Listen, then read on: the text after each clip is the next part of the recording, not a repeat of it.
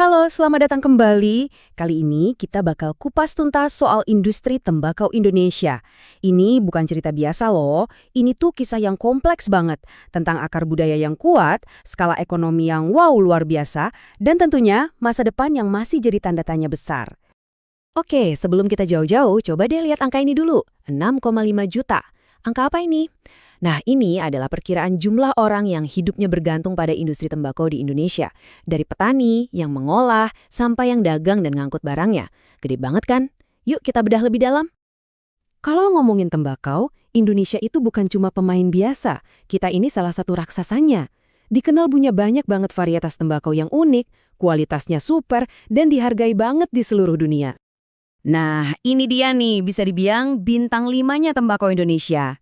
Ada tembakau Deli dari Sumatera, klasik buat kretek.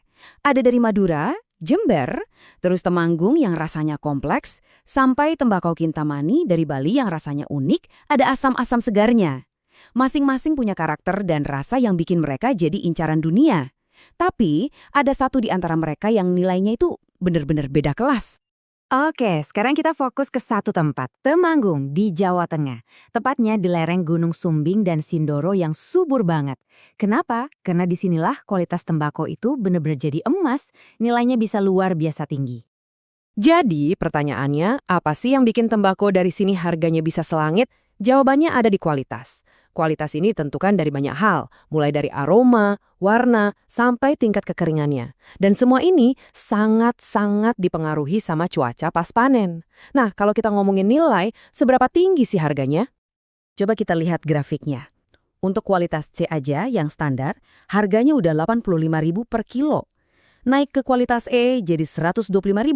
Nah, begitu sampai di kualitas F yang premium, harganya langsung lompat ke 150.000, hampir 2 kalinya.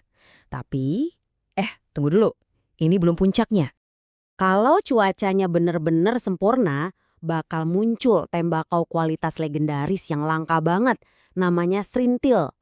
Warnanya itu hitam keemasan, aromanya kuat banget, dan harganya bisa tembus lebih dari Rp1,5 juta per kilogram. Jadi, jelas ya ini bukan sembarang tanaman, nilainya tinggi banget. Dengan nilai segede itu, jelas aja pemain-pemain besar industri kayak PT Jarum tertarik. Mereka bahkan bisa borong sampai 6.000 ton dalam satu musim. Ini jadi tulang punggung ekonomi di sana. Tapi, pertanyaannya sekarang, gimana ceritanya si daun emas ini bisa sampai dari kebun petani kecil di gunung ke tangan perusahaan-perusahaan raksasa itu? Nah, jawabannya ada di sebuah sistem yang kompleks, namanya rantai pasok agroindustri. Yuk kita lihat gimana alurnya. Gampangnya gini, ini tuh seluruh perjalanan produk pertanian. Dari masih mentah di kebun, sampai jadi produk jadi di tangan kita konsumen. Tapi jangan bayangin, ini kayak jalur perakitan pabrik yang lurus-lurus aja ya. Rantai pasok untuk hasil tani itu punya tantangannya sendiri yang unik banget. Oke, ini dia perjalanannya. Pertama, jelas ditanam dan dipanen sama petani. Terus daunnya diiris dan dikeringkan sampai memenuhi standar kualitas tertentu. Setelah itu, baru deh dipilah dan dijual, entah ke pedagang atau langsung ke perwakilan pabrik besar.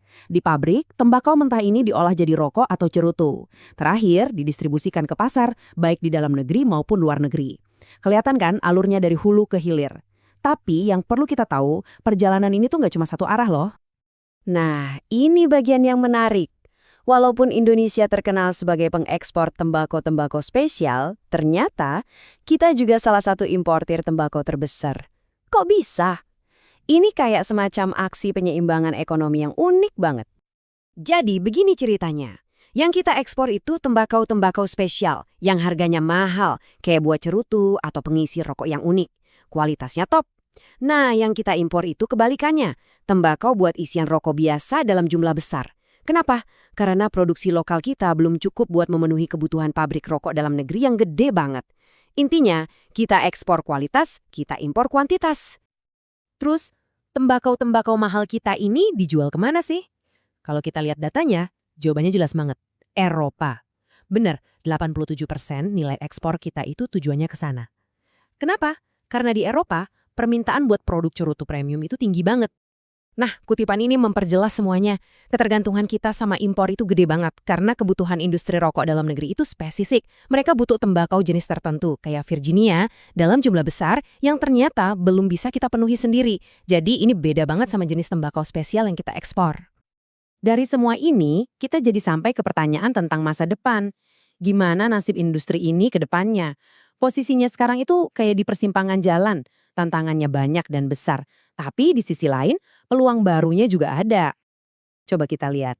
Di satu sisi ada tantangan kayak kelebihan pasokan yang bikin harga nggak stabil, persaingan ketat dari negara lain kayak Cina dan Brazil, plus regulasi anti rokok global. Di sisi lain, ada peluang. Permintaan cerutu premium di Amerika lagi naik, pasar Eropa juga cari tembakau yang lebih ringan. Jadi, industrinya harus pinter-pinter nih menavigasi semua ini sambil coba memanfaatkan selera pasar yang lagi berubah. Jadi, pertanyaannya sekarang, bisakah tradisi dan inovasi berjalan beriringan untuk mengamankan masa depan si daun emas ini? Ini tantangan yang paling utama. Gimana caranya menyeimbangkan nasib jutaan orang yang bergantung pada industri ini dengan tekanan pasar global yang gak pernah berhenti berubah? Jalan ke depannya jelas butuh kombinasi jitu, menghormati tradisi pertanian yang sudah ratusan tahun sambil terus berinovasi buat menjawab permintaan pasar di masa depan.